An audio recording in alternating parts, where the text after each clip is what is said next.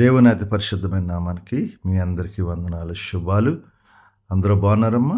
దేవాదేవుడు మరొక నూతన దినం దయచేసిన దేవాదేవునికి వందనాలు చెల్లించుకుంటూ ఈ దినపు వాగ్దానం ధ్యానించుకుందాం. ఈ దినపు వాగ్దానం, నేనైతే నీ కృపాతిశయములను బట్టి నీ మందిరంలో ప్రవేశించేదను.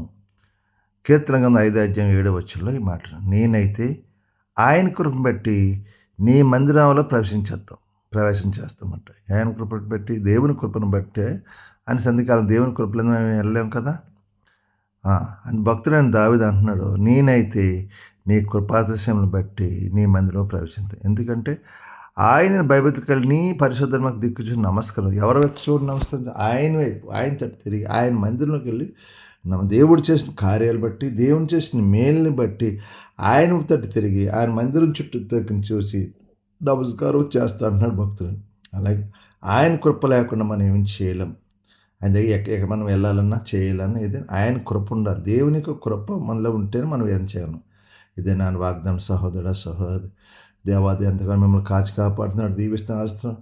ఆయనకి వెళ్ళాలని, సన్నిధికి వెళ్ళాలని ఆశ, కోరిక మనలో ఉండాలి. ఆశ గల ప్రాణం తృప్తిపరుస్తాడు. ఆయన మందిరానికి వెళ్ళి ఆయన మందిరంతో దిక్కు చూసి ఆయన నమస్కారం చేస్తే మన జీవితం అంతా సమాధానం, శాంతి నింపుతాడు, ఆరోగ్యం, ఐశ్వర్యత నింపుతాడు దేవాదేవుడు. కాబట్టి ఈ వాగ్దానం ప్రార్థన చేయండి. మీరందరూ కూడా ఆయన కృప లేనిది మనం ఏమి చేయలేం. ఆయన కృప మన ఎల్లవెల్ల నిత్యం మన తోడున్నప్పుడు మనం దేవుని చిత్తం నెరవేర్చిబెట్టుగా ఉండాలంటే మనం దీవించబడాలని ఆశించి ఆయన భయభక్తులు కలిగి ఆయన దిక్కు చూసి నమస్కారం చేస్తే ఆయనే మనకి శాంతి, సమాధానం, నెమ్మది దయచేయను గాక. ఈ వాగ్దానాన్ని ప్రార్థన చేయండి. దేవుడు మిమ్మల్ని కుటుంబాన్ని దీవించును గాక. ఆమేన్. ఈ సమయంలో మీ కొరకు ప్రార్థిస్తాను. మీరు కూడా ఏకీవించిన ప్రార్థన. సర్వాధికారి మహాగండు పరిశుద్ధుడా, నీకు మరొక నూతన దినం దయచేసావు అయ్యా. నీ కృపాతిశయం బట్టి అయ్యా నీ సన్నిధిలో ప్రవేశించే కృప మాకు దయచేస్తాను. నీ భయభక్తి కలిగి నీ మందిరం చుట్టూ చూసి మేము అయ్యా తండ్రి నాయన నమస్కరించే కృప మాకు దయచేయండి, కృప చూపించండి. ఈ దినం ఎక్కడెక్కడ ఆరాధనలు జరుగుతున్నాయి, ప్రతి ఒక్క ఆరాధన దీవెనకరంగా ఆశీర్వాదకరం జరిగేలా సహాయం చేయండి.